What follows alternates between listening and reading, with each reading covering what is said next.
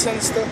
Today I'm going to actually show everybody how to prevent a vehicle breakdown. Now, a lot of people get to a fuel island. When they get in fuel, they just do the windows, the mirrors, you know, your driver window, your passenger window, you know, they clean the headlights. But a lot of drivers fail to check their fluids while they at a truck stop getting fuel. So you don't be broke down on the side of the road. What you need to start doing, and I'm gonna stress this, what y'all need to start doing is, when y'all getting fuel, pop this hood. Come in here, get your rag. Now, you got your power steering fluid, you got your engine oil. This is where you'll put the engine oil if you're low on engine oil. All you do is just turn it, and there you go. Get the bottle, get you a funnel if you want to use one, and that's how you fill it up. Make sure your cap is on tight. So while I'm at a fuel stop, I take my dipstick, take the dipstick out, wipe it off, put it back in. Okay, first check, says full, that's good. I wiped it off for a second test. Good to go. Put it back in, turn it, and it locks. Now, before I check my power steering fluid, I got a fuel filter. Make sure your fuel filter is tight. And you got two on the side. If your fuel filter falls off, you're gonna have fuel all over the road. Your truck gonna break down on you as you're going down the road. So, turn it. Tug on it, you can turn it, make sure it's tight. Because even though I take my truck to the shop in Memphis or another terminal shop, check behind your mechanic. Don't just depend on them. Also check behind them. Look for things that don't look how they did yesterday. Check your shock absorber. Make sure your shock absorber is not leaking. You know, check your U-bolts, your spring leaves, your air brake line, your brake shoes in the lining, and then you can check your drag link and your pigment arm, and this your power steering gearbox, this whole section right here. You know, I always check my steering column. Make sure it's secure. No missing bolts and nothing.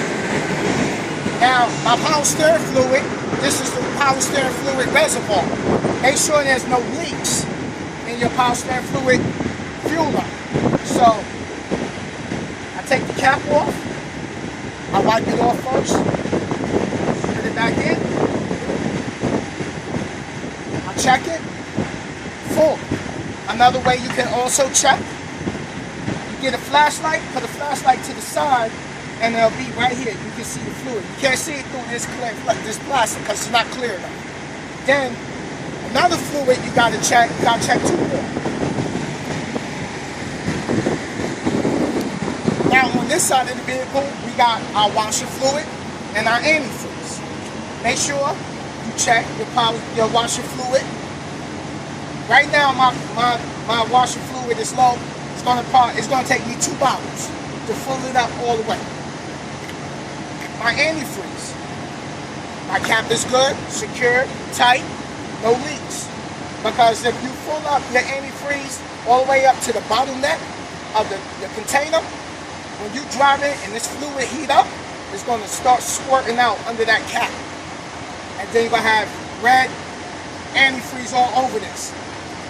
So, on this side, make sure you check the clamps to your hose. Check the hose real thorough. Here's another tip. For your rubber, get a bottle of Armor All. It protects the rubber from drying up and cracking. It keeps the rubber new, it keeps it shiny. So if you get a DOT inspection, they look at your rubber, they're like, oh, okay, take care of it. Another thing to check while you're getting fuel, your belts.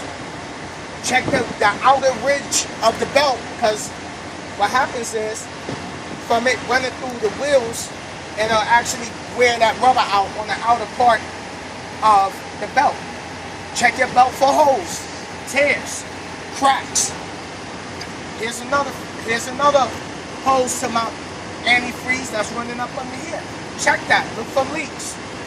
Another fuel filter down here in the frame, behind the frame. Also, when you get a chance, squat down and check up under the vehicle for any fresh oil leaks and stuff like that. Now, if you see water dripping, that's the AC because it's running and it's dripping and it got to go somewhere. So basically, you take care of your vehicle's going to take care of you. You ain't got to worry about being on the side of the road, broke down because you ran out of engine oil or your antifreeze. You ain't got no antifreeze. And you got to remember, this is your money maker. If you do not take care of this vehicle is not going to take care of your pocket. So you want to sit there, cut corners, and not do what you're supposed to, you're only going to end up in a world of hurt. And also, here's my AC. Check the AC. This is my AC line right here. Make sure everything's adjusted. Tug on it. Make sure your lug nuts and your bolts is tight. Check your airline. Look in your drum. Now look inside your brake drum. Check your brake shoes and the liner. Your spring leaf, your U-bolt, your shock absorber's not leaking, or missing any lug nuts or bolts. Check your spring leaf mounts. So this is how you prevent being broke down on the side of the road. Also check the harness to your headlights over here. Make sure they secure and tight. And you can actually turn these when you need to change them. I'm going to do another video on that. Make sure you check your harness. These is tight, because as the truck is, stuff jiggles loose.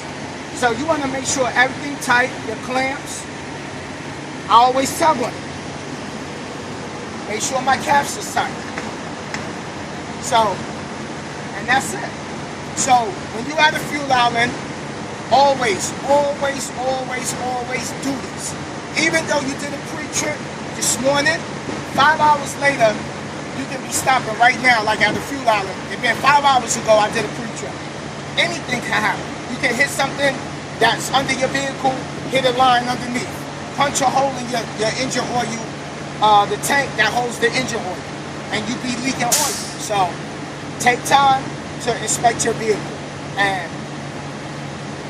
I'm going to bring y'all some more videos about the pre-trip and what else you should look for with your pre-trip. This is just a way to prevent a breakdown. Make sure that your grill is clean, because your grill is clogged up, that radiator is going to get hot, and that engine is going to overheat. So, that's just more knowledge from your boy Sinnizter. I hope this helped y'all out, but please, check and check and check. Every time you get a fuel stop, maybe even when you stop at a rest area, just do a quick check. Do a quick walk around in your vehicle. Check your tires. Never inflate your tires when they hot, because you're going to get the wrong reading, because that heat from the tire makes the air in the tire expand. So never inflate your tires when they hot, only when they cold. And that's like, once you do your 10-hour braking, you wake up the next morning. Another thing, this is a DOT violation, and I'm going to tell you why. DOT can say, when did you check your engine oil? Your hub seal oil. Because, let's be real, a lot of us don't pull it off to check it. Now, it could be leaking in here, and DOT can say, oh, pop your cap off. They're going to be looking for little marks to see if you're using a screwdriver to pop it off, and then they're going to come in here and check to see if it's leaking. Now, I'll come in here every day, I'll wipe it down, and make sure it look good. And if you see streaks like right here, it could be just dirt, or it could be the engine oil. I mean, the engine oil, the hub seal oil that's in there, that's coming out. So, check that stuff, because that's a DOT violation with these caps on, because they're going to ask, when was the last time you checked your hub seal oil? And that's it. And I'm going to bring y'all some more pointers. It's your boy Sinnizter. You already know. We in the building. And that's it.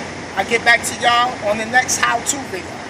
So leave your comments, subscribe, rate, share the video, thumbs up the video, and I hope this helped a lot of y'all that's sitting home that's looking to come in the trucking.